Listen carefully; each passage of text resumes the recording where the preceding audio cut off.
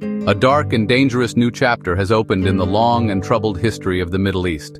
For decades, Israel and Iran have been bitter enemies, but their fight was always in the shadows. It was a war of spies, of secret attacks, and of fighting through other groups in other countries. But now, in June 2025, that has all changed. The shadows have vanished, and the two powerful nations are now hitting each other directly, out in the open, for all the world to see. This is no longer a hidden conflict. It is a direct military confrontation, a frightening escalation that has pulled the entire region and indeed the world to the brink of a much larger, more devastating war. The change from a secret war to an open one is a massive shift. Imagine two people who have been whispering threats to each other for years, suddenly starting to shout and throw punches in the middle of a crowded room. That is what we are seeing today. The rules of this dangerous game have been completely rewritten. For years, there was an unwritten understanding: avoid direct, large-scale attacks on each other's home soil. This understanding has been shattered. The recent days have seen Israeli jets flying deep into Iranian airspace and Iranian missiles raining down on Israeli cities, a scenario that was once the stuff of nightmares, but is now a terrifying reality for millions. This escalation did not happen overnight, of course. It is the culmination of years of rising tension, of failed diplomacy, and of a growing belief on both sides that the other posed an existential threat that could no longer be managed from a distance. The long-running proxy wars, where Iran-backed groups like Hezbollah in Lebanon or the Houthis in Yemen would fight Israel, were merely symptoms of the deeper disease.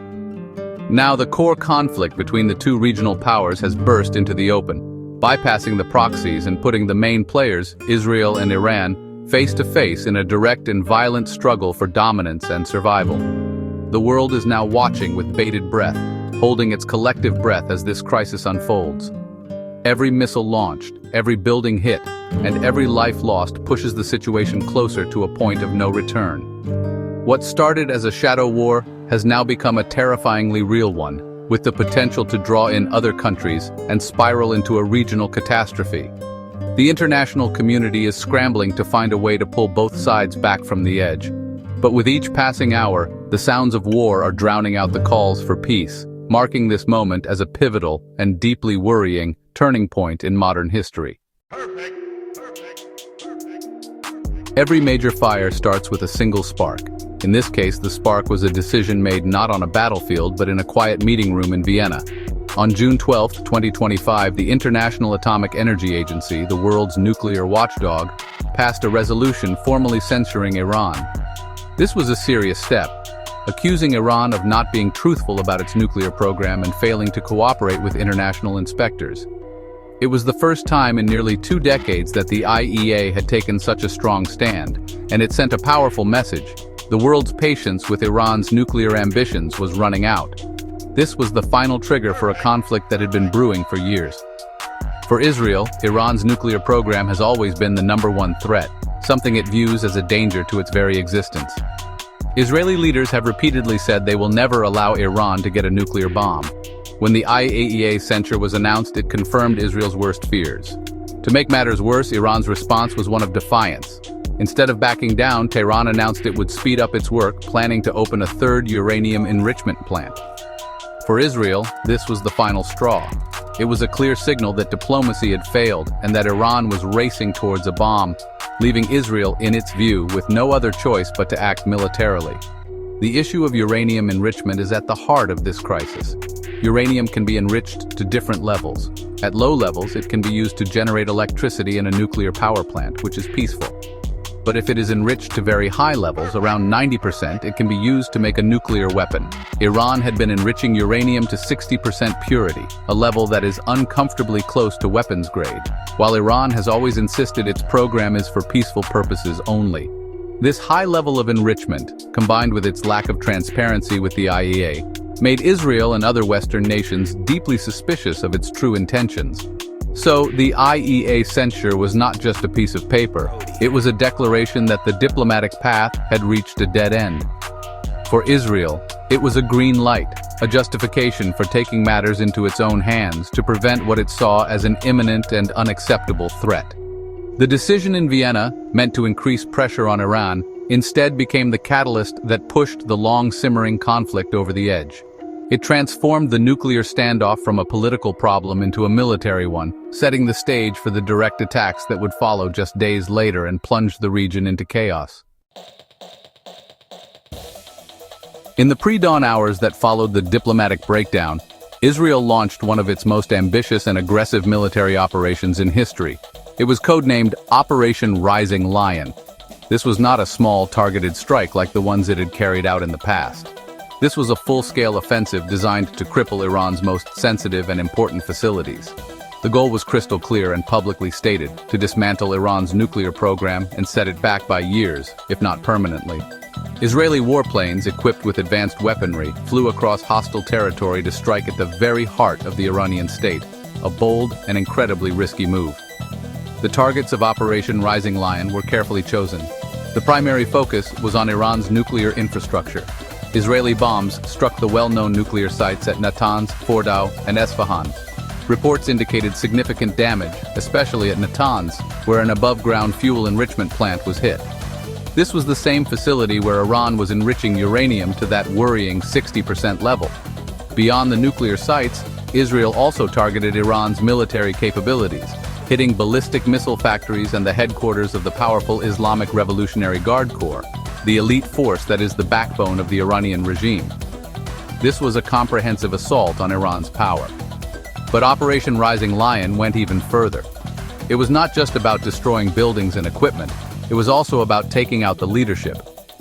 In a stunning blow to the Iranian regime, the strikes killed some of the country's most powerful military figures. Among the dead were Hossein Salami, the commander-in-chief of the IRGC, and Major General Mohammad Bagheri, the chief of staff of Iran's armed forces. This was a decapitation strike, aimed at creating chaos and confusion within the Iranian command structure. Israeli intelligence, the famous Mossad, was said to have provided the precise information needed to carry out these devastating attacks. This operation represented a massive strategic shift for Israel. For years, Israel had fought Iran indirectly, by targeting its proxies in places like Syria and Lebanon. But Operation Rising Lion showed a new strategy: go directly to the source. Instead of just trimming the branches, Israel decided to strike at the root of the tree. The thinking was that by hitting Iran directly and degrading its ability to build a nuclear weapon and project power, Israel could secure its future. It was a high-stakes gamble, one that fundamentally changed the nature of the conflict and guaranteed a swift and powerful response from a wounded and furious Iran. Iran was bloodied, but it was far from beaten. The shock of Israel's Operation Rising Lion quickly turned into a burning desire for revenge. The Iranian leadership vowed to make Israel pay a heavy price, and it did not take long for them to act. The Islamic Revolutionary Guard Corps launched its own counter-offensive, which it called Operation True Promise 3. This was Iran's answer, a massive show of force designed to prove that it could strike back and inflict pain directly on the Israeli people. The promise was one of vengeance, and it was delivered in the form of hundreds of ballistic missiles and explosive drones launched towards Israel. The skies over Israel, usually protected by the sophisticated Iron Dome and David's Sling air defense systems, were suddenly filled with incoming threats. Sirens wailed across major cities like Jerusalem and Tel Aviv, sending terrified citizens running for bomb shelters. While many of the Iranian projectiles were intercepted by Israel's defenses, with some help from the United States, many still got through. The sheer number of missiles and drones fired at once was designed to overwhelm the defensive systems. Iran deliberately targeted key locations, including what it claimed was Israeli fuel infrastructure, in a direct tit-for-tat response to Israel's strikes on its own oil facilities. The attacks created scenes of chaos and fear inside Israel. For the first time in a major way, the war was not something happening far away on a distant border. It was happening right in the heart of the country's most populated areas. Residential buildings were hit, cars were set on fire, and the daily life of the nation came to a grinding halt. The psychological impact was immense. The message from Iran was clear. You attacked our home, so we will attack yours. You are not safe. This was a terrifying new reality for Israelis, who were now on the front line of a direct war with a powerful and determined enemy. Iran also showed that it was not fighting alone. Its network of allies, often called the Axis of Resistance, was activated. The Houthi rebels in Yemen, who are supported by Iran, announced that they too had launched ballistic missiles towards Israel in solidarity with their patron. This added another dimension to the conflict, showing that Iran could open multiple fronts against Israel simultaneously. Operation True Promise 3 was a powerful statement. It demonstrated Iran's military reach and its willingness to endure a direct war, turning a regional rivalry into a hot conflict with devastating consequences. Beyond the strategic calculations and military jargon, this new war is, at its core, a human tragedy. On both sides of the conflict, ordinary people are paying the ultimate price. In Iran, the Israeli strikes have left a trail of death and destruction. Iran's ambassador to the United Nations reported that at least 78 people have been killed, and more than 320 have been wounded. These are not just numbers, they are people.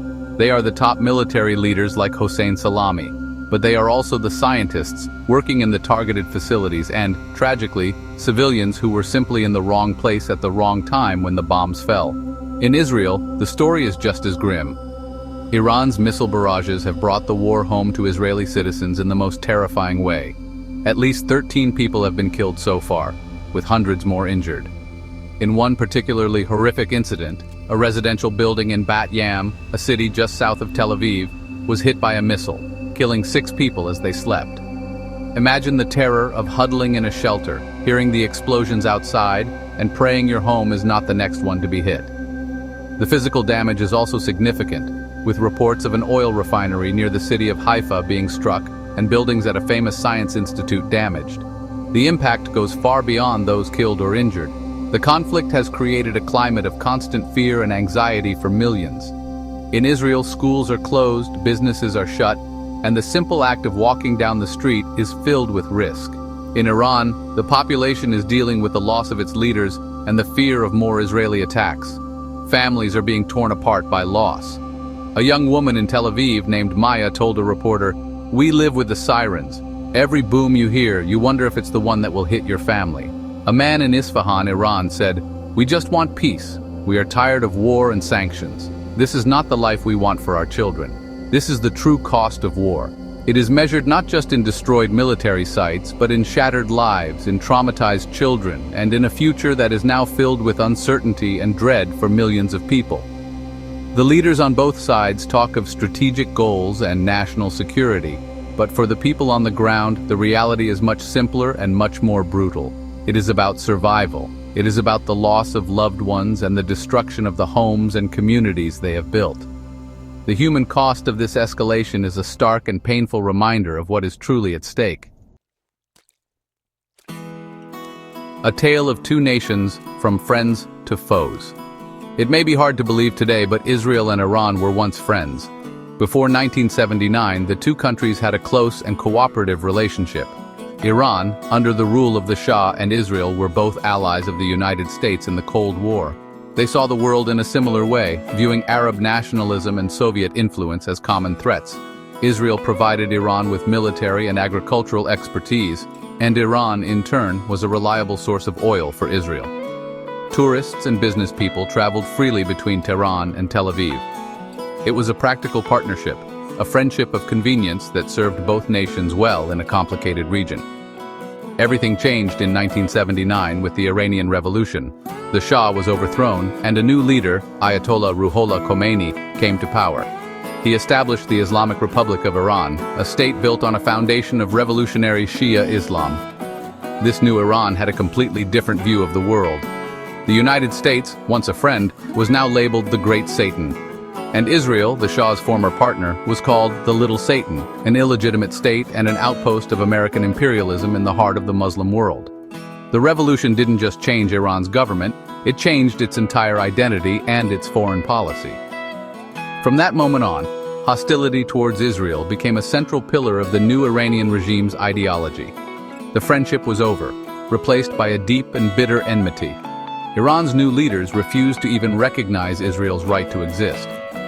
They saw the Israeli-Palestinian conflict not as a territorial dispute, but as a religious and ideological struggle. Supporting the Palestinian cause became a key way for Iran to position itself as the leader of the Muslim world, challenging traditional Sunni powers like Saudi Arabia. The flags that once flew side by side were now burned in street protests. This dramatic shift from ally to archenemy is the historical root of the conflict we see today. The relationship was not just broken, it was inverted. All the previous cooperation was erased and replaced with decades of hatred and mistrust. The generation of Iranians and Israelis who remembered the days of friendship grew old, and new generations were raised on a narrative of permanent conflict. Understanding this history is crucial. The current war is not just about nuclear weapons or strategic advantage. It is also fueled by the powerful legacy of the 1979 revolution, which turned a friend into a sworn enemy overnight. After the 1979 revolution, Iran and Israel began their long and deadly conflict. But for decades, they avoided a direct, all-out war. Instead, they fought a shadow war, a complex and clandestine struggle fought on multiple fronts, using indirect methods. Iran could not attack Israel directly, so it built a network of proxy forces, allied militant groups across the Middle East that it could arm, train, and fund to fight on its behalf. The most powerful of these proxies is Hezbollah in Lebanon, a formidable militia that has fought several wars with Israel and possesses a massive arsenal of rockets pointed at Israeli cities.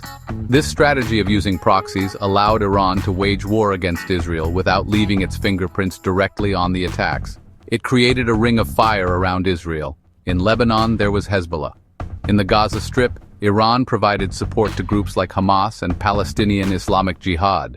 In Syria, Iran sent its own forces and backed local militias to prop up the government of Bashar al-Assad, using Syrian territory as a base to threaten Israel's northern border. And more recently, the Houthi rebels in Yemen joined this axis of resistance capable of launching long-range missiles and drones. This network gave Iran strategic depth and multiple ways to pressure its enemy. Israel, in response, waged its own shadow war. Unable to launch a full-scale invasion of Iran, it relied on covert operations, intelligence gathering, and targeted strikes. The Israeli intelligence agency Mossad is believed to have been behind a series of mysterious assassinations of top Iranian nuclear scientists over the years. There have also been numerous unexplained explosions and cyber attacks at sensitive Iranian nuclear and military facilities, many of which are widely attributed to Israel.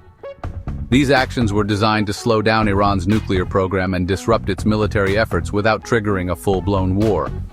This was a deadly game of cat and mouse fought in the dark. This shadow war created a fragile and dangerous balance. Both sides were able to inflict damage on each other, but they always kept it below the threshold of direct state-on-state conflict. It was a war of 1,000 cuts rather than a single knockout blow. However, this long-running secret war also created deep-seated mistrust and a cycle of escalation. Every Israeli covert action was met with a response from an Iranian proxy, and every proxy attack was met with an Israeli airstrike, usually in Syria. The events of June 2025 show that this old way of fighting has finally reached its limit, and the shadows are no longer big enough to contain the conflict. Two sides, two futures. At the heart of this conflict are two countries with fundamentally different goals and visions for the future of the Middle East. For Israel, the primary goal is simple: survival and security. Israeli leaders see Iran as an existential threat, a regime that has openly called for Israel's destruction. The biggest fear is that Iran will acquire a nuclear weapon. And Iran with a nuclear bomb, in Israel's view, would be able to threaten it with annihilation and would also protect its proxy network, allowing groups like Hezbollah to act with even greater aggression. Therefore, Israel's core objective is to do whatever it takes to prevent a nuclear Iran and to dismantle the network of proxies that threatens its borders. Beyond the nuclear issue, Israel wants to maintain its position as the region's strongest military and technological power. It seeks to build alliances with moderate Arab states, like those in the Abraham Accords, to create a united front against Iranian influence. Israel's vision for the Middle East is one where it is secure, integrated into the region, and free from the threat of a hostile, ideologically driven power like the Islamic Republic. The recent direct strikes are a reflection of this goal, an attempt to re-establish deterrence and forcefully shape the regional environment in its favor, even if it means taking massive risks. Iran, on the other hand, has its own set of ambitions. The Islamic Republic sees itself as the leader of a revolutionary movement, aiming to export its ideology and challenge the existing regional order, which it believes is dominated by the United States and its allies, including Israel and Saudi Arabia. Iran's primary goal is to ensure the survival of its regime and to become the dominant power in the Middle East. It wants to push American influence out of the region and surround Israel with a network of powerful allies that can challenge its military superiority. The nuclear program, from Iran's perspective, may be seen as the ultimate insurance policy to guarantee its security against foreign attack. Iran's vision is for a Middle East free from Western interference, where it stands as the undisputed leader of the axis of resistance. Its support for proxies is a key part of this strategy, allowing it to project power far beyond its borders and bog down its adversaries. The retaliation against Israel is not just about revenge, it is about demonstrating strength and resolve. It is a message to the region and the world that Iran will not be intimidated and that it is a power to be reckoned with. These two competing visions, Israel's quest for security in a hostile region and Iran's ambition for revolutionary dominance, are fundamentally incompatible, making a lasting peace incredibly difficult to achieve. This conflict, though centered on Israel and Iran, is not just a local problem. Its shockwaves are being felt across the globe, and the entire world is watching with deep concern. The first and most immediate fear is that this direct confrontation could spiral into a much wider regional war. If the fighting continues to escalate, other countries could be dragged in. The United States, Israel's closest ally, is in a difficult position, trying to support Israel's security while avoiding being pulled into another major war in the Middle East. Other regional powers like Saudi Arabia and the Gulf states are also deeply worried, as they could easily get caught in the crossfire.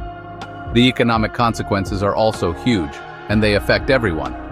The Middle East is home to a massive portion of the world's oil and gas reserves. A major war in the region could disrupt the global energy supply, especially the flow of oil through critical waterways like the Strait of Hormuz. Any disruption would cause oil prices to skyrocket, leading to higher petrol prices at the pump, increased transportation costs for goods, and a potential global economic recession. In our interconnected world, a war in the Middle East means higher bills for families in Europe, Asia, and the Americas. World leaders are scrambling to de-escalate the crisis. The United Nations Secretary General has called for maximum restraint, urging both sides to step back from the brink. Diplomats are working behind the scenes to find an off-ramp, a way for both Israel and Iran to stop fighting without looking weak.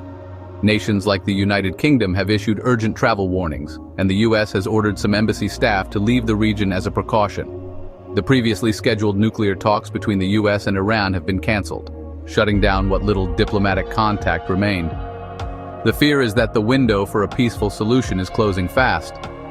Ultimately, this conflict matters to all of us because it is a test of our global system.